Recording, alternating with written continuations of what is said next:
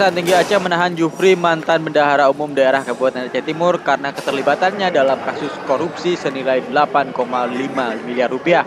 Jufri ditetapkan sebagai tersangka pada Juli 2014 lalu dalam kasus Kasbon APBK Aceh Timur tahun anggaran 2005-2006 senilai 88,5 miliar lebih. Sebelum ditahan, tersangka Jufri diperiksa tim penyidik Kejaksaan Tinggi Aceh selama 2 jam dan menjalani pemeriksaan kesehatan oleh tim dokter kantor Kejaksaan Tinggi Aceh. Usai pemeriksaan kesehatan, tersangka langsung dinaikkan ke mobil tahanan dan kemudian dibawa ke rumah tahanan Kaju Aceh Besar. Kepala Seksi Penerangan dan Hukum Kejaksaan Tinggi Aceh, Amir Hamzah, mengatakan korupsi yang menjerat mantan Bendahara Umum Daerah Pemerintah Kabupaten Aceh Timur ini terjadi saat Bupati Asman Usmanuddin masih menjabat sebagai bupati. Dari Banda Aceh, Tommy Sohendra melaporkan untuk Aceh Video.